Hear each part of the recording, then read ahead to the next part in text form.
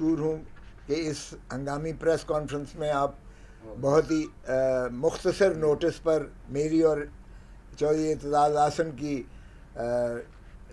इस्तदा पर और खुरम खोसा की बुलावे पर आप तशरीफ़ लाए और कुछ ऐसे मसाइल थे जिसमें हमने समझा कि ये उसकी वजाहत करना आपको और आपके तवस्सुत से पाकिस्तान के अवाम को ये ज़रूरी है।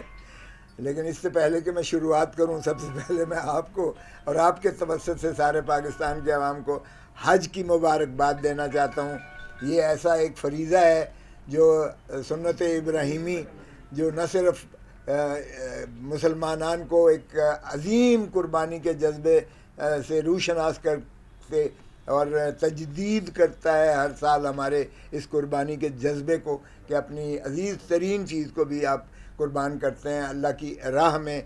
और उसी लिए फिर जमहूर यानी इंसान की बेहतरी के लिए हमारे ऊपर ये भी वाजिब है जब हम कुर्बानी करते हैं कि हम न सिर्फ़ उस कुर्बानी को सिर्फ़ एक फरीज़ा समझ के करें, बल्कि उन नादार और उन लोगों को जिनको मुयस्सर नहीं आते या जो मुतमब्बिल नहीं हैं, जिनकी बहुत ज़्यादा इस वक्त पाकिस्तान में कसम पुरसी के आलम में जिनको धकेल दिया गया है, क्योंकि हमारी पाकिस्तान की 10 करोड़ से ज़्यादा आबादी जो है वो गुर्बत की दहलीज से नीचे चली गई है। और आज आप खुद आगे ही दे रहे हैं कि आज सांस लेना मुश्किल हो रहा है। और जितनी आपने बकरे की और कुर्बानी के जानवरों की जो आप कीमतें बताई हैं 22 लाख 25 लाख, तो वो वाकई आम आदमी तो क्या, आम पाकिस्तानी तो क्या, अशराफिया के भी शायद उसके बाहर चलती जा रही हैं। सो ईद कुर्बानी पर मैं समझता हूँ कि हमें अपने गरीब आवाम की फलाह बहबूद, उनकी जो है बुनियादी ज़रूरियात की तरफ हमें तवज्जो देनी चाहिए। और हम इसलिए पहले तो मैं आपको सबको मुबारकबाद देता हूँ आज हज की कुर्बानी, हज के मुकाम पर, और फिर कुर्बानी जो कल होने जा रही है उसकी तवस्सुत से ईद की। आज एक हम देखकर मैं भी और चौधरी साहब भी हैरान हो गए कि एक डिप्टी इंस्पेक्टर जनरल पुलिस, एक डीआईजी कामरान साहब, डीआईजी इन्वेस्टिगेशंस, एक प्रेस कॉन्फ्रेंस कर रहे थे। और प्रेस कॉन्फ्रेंस करके एक शख्स जो है वो लंबा, उसका नाम क्या था, मोहसिन था। और मोहसिन लंबे ने कहा कि एक शख्स मेरे साथ काशिफ था और 10 लाख में हमें जो है कहा गया कि आप जाकर लतीफ़ खोसा के हम घर पे हमला करें, और मैंने ही फायरिंग की है लतीफ़ खोसा के घर पे। और उसके बाद मेरा टारगेट चौधरी एतजाज़ आसन के घर पर फायरिंग करने का था, और मुझे जो है जुज़वी उसमें से पेमेंट की गई है, पार्ट पेमेंट 1 लाख, और बाकी मुझे अभी नहीं की गई है, और ये मैंने ही वारदातें की हैं। और ये ज़रा मेरे लिए अजीब सा, मुझे एक एक करके फ़र्दन जवाब देना पड़ रहा था। तो मैंने चौधरी साहब को बताया, तो चौधरी साहब ने कहा कि हमें प्रेस कॉन्फ्रेंस करके ये बताना चाहिए, न सिर्फ कौम को बताना चाहिए, मुल्क को बताना चाहिए, बल्कि आपके तवस्सुत से आपको भी बताना चाहिए, ताकि आप फ़र्दन हमसे पूछने की बजाय आपको एक देखिए, ये 15 और 16 की रात का ये मामला है। 1:30 बजे के करीब रात को मैं ऑफिस में काम कर स्टेशन ले रही थी, और मेरे साथ एक रिटायर्ड डीआईजी बैठे हुए थे और उनका केस हम तैयार कर रहे थे। तो यहाँ फायरिंग हुई है। तो मुझे बेटी ने कहा कि डैड लगता है फायरिंग हो रही है। तो मैंने कहा यार बेटा छोड़ो, लाहौर वाले बड़े ये जीदार किस्म के हैं, ये पटाखे शटाखे ऐसे करते रहते हैं, फुलझड़ियाँ बिखेरते रहते हैं। तो वो जो डीआईजी बैठा हुआ था कहता है सरदार साहब क्लशनकोफ चल रहा है थोड़े कार के बाहर। इतने में ड्राइवर आ गया, उसने कहा मुझे गोली लगी है, टांग पे गोली दिखाई, उसने कहा मुझे गोली लगी है, बाहर गोलियाँ चल रही हैं। तो मेरी बेटी ने 15 पर जो है फौरी फ़ोन कर दिया। फ़ोन किया तो इतने में मैं भी बाहर निकला। तो यहाँ बाकी भी हमारे मुलाजमीन ये बैठे हुए थे, दरवाजे गेट के सामने अंदर की तरफ बैठे हुए थे। मेरी गाड़ी जो है इसी तरह खड़ी हुई थी, गाड़ी पर भी मडगार्ड पे और सामने जो है वो लाइट्स के सामने गोलियां लगी हुई थी। 7 गोलियां हमारे गेट के अंदर से, शायद आपको आप भी निशान नज़र आए, लेकिन बाहर कैफ उन्होंने लिए, और बाहर गोलियों की वो जो है जो खोल होते हैं वो बिखरे पड़े थे।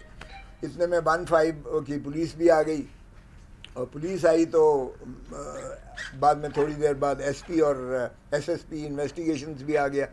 तो मैंने कहा कि खैर उन्होंने अपनी जो भी कार्रवाई थी वो खोल वोल उन्होंने कब्ज़े में लिए, और उसके बाद मुझे कहने लगे, मैंने कहा देखिए आप मेरे बेटे पर 4 माह पहले जब गोलियों की बौछार आई और उनकी आर पार गई यहाँ बाजू से और चेहरे को ये छाती से मस किया, अल्लाह ने उनकी ज़िंदगी रखनी थी, अल्लाह ने बचा लिया।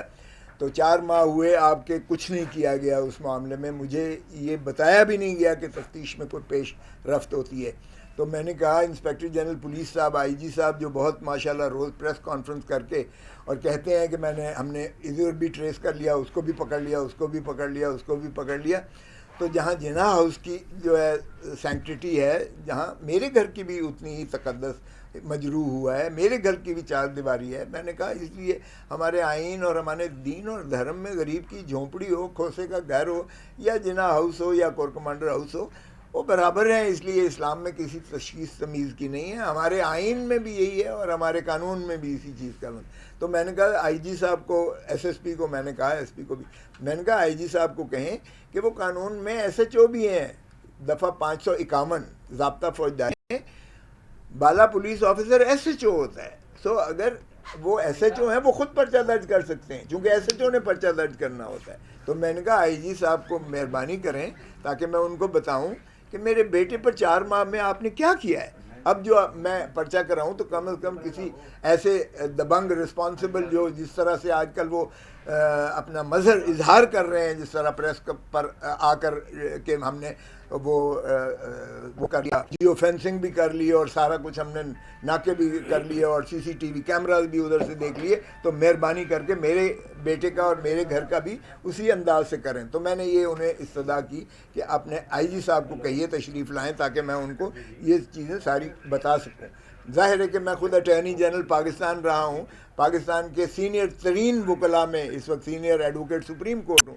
कानून में इतनी तो आ गई सारी 50 साल से ज़्यादा इन्हीं ऐवानों में खाक छानी है, तो मुझे 10 तरह से इन चीज़ों की, तो मैं उनको बताऊँगा कि मेहरबानी कीजिएगा इस तरह से करें तो आप तय तक पहुंच जाएंगे, और मुलजिम को जो है पकड़ना कोई इतना दुश्वार नहीं है, क्योंकि हमें खुद पता है कि तफ्तीशें किस तरह होती हैं, किस तरह से आपने जो है इन्वेस्टिगेशंस को आगे ले जाकर मुलजिमों तक पहुंचना है, कौन कौन से मराहिल हैं, कौन सी जो है तकनीकी चीज़ें हैं, कौन सी साइंटिफिक जो है आजकल जो ज़रूरियात हैं जिनको पूरा करने का ज़्यादा बेहतर होता है बजाय इसके। क्योंकि मेरे हमसाए भी आगे, सामने वाला उसके घर पे भी सीसीटीवी कैमरा था, उसने कहा मेरे पास है, मेरे अपने घर पे लगे हुए हैं, इस कोने पर भी लगे हुए हैं, इधर भी कोने पर लगे हुए हैं, परली तरफ भी।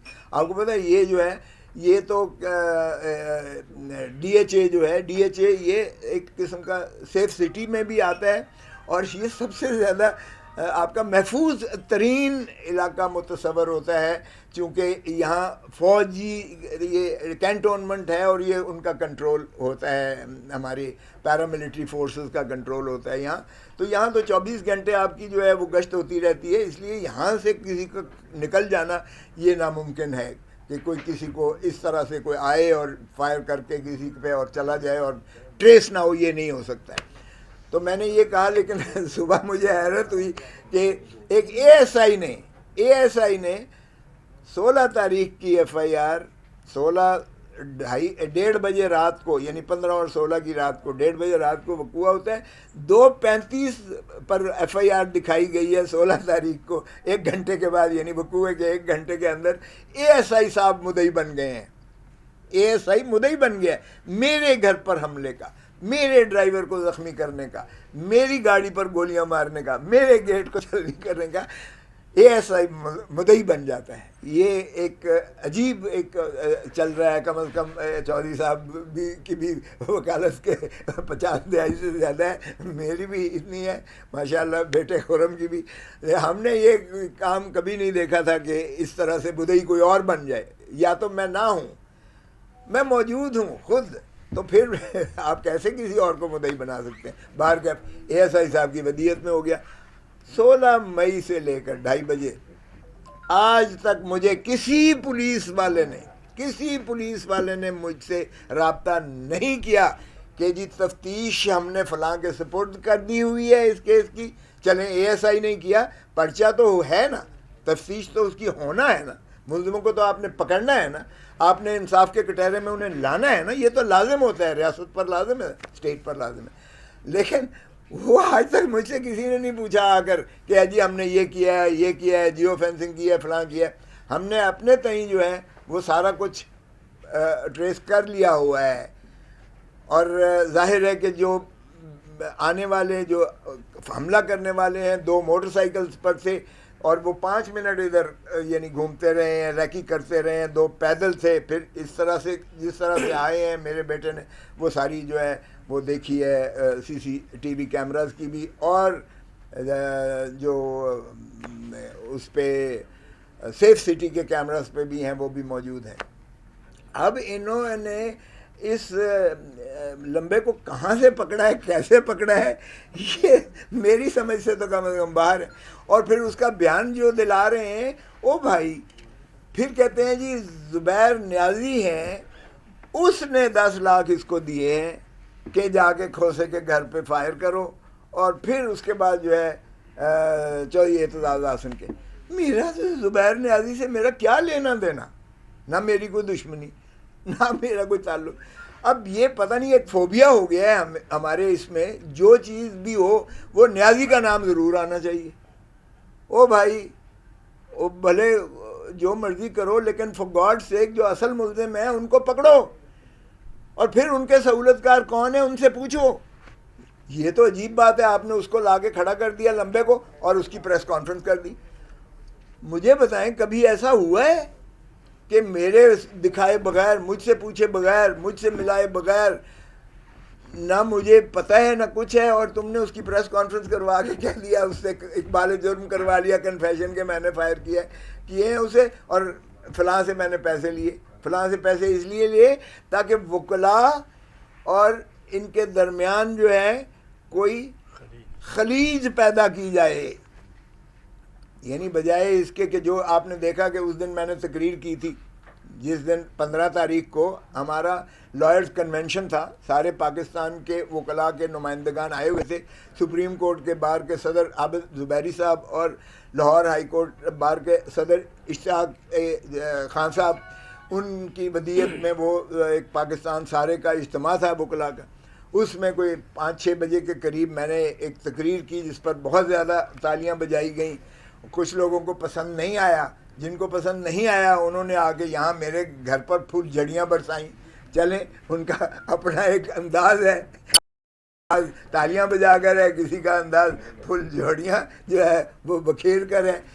लेकिन बाहर कैफ ये जुर्म है। देखिए, अगर आप पाकिस्तान के अवाम को, पाकिस्तान के वकला को गैर महफूज करना चाहते हैं, खौफ की एक फ़िज़ा तारी करके आप समझते हैं कि आप अपने इक़्तिदार को तबालत देंगे, और PDM के जो ये गुल्लू बट हैं, आपने मॉडल टाउन में ऐसा ही किया, उस वक्त यही हुकूमत थी माशाअल्लाह। उस वक्त भी जो दबंग इस वक्त आपके जो वज़ीर दाखिला हैं, उस वक्त वज़ीर कानून थे पंजाब के, और उन्हीं पर सारा इल्ज़ाम आ रहा था। उस वक्त भी माशाअल्लाह जो अब प्राइम मिनिस्टर हैं वो चीफ मिनिस्टर थे, उनके घरों के सामने आवाज़ें आती थीं तड़ तड़ तड़ की, वहाँ से जो 12 लोगों को शहीद किया गया, और आज तक उसका भी कुछ नहीं आया। तो ये क्या हो रहा है। और लाहौर जैसे शहर में, लाहौर पाकिस्तान का दिल है, मेरे बेटे को 4 माह पहले पंजाब यूनिवर्सिटी के गेट पर गोली मारी गई। आप अंदाज़ा करें कि ये जो है इस तरह से। तो मैंने कहा कि आपके तवसत से कौम को भी सारा कुछ बता दूं कि इस DIG की इस प्रेस कॉन्फ्रेंस को मैं मुस्तरद करता हूं। मुस्तरद करता हूँ इस मौक़िफ़ को कि वो एक लंबे को पकड़ के इन्होंने जो है सामने खड़ा कर दिया। मेरा उस लंबे से कोई लेना देना नहीं है, और कि उसको किसी ज़ुबैर न्याज़ी ने कोई पैसे दिए और इसलिए कि खलीज पैदा की जाए, मैं इसको कतअन मुस्तरद करता हूँ। अब चौधरी साहब आपको बताएंगे कि इनके घर पर क्यों हमला करने जा रहे थे। चौधरी साहब।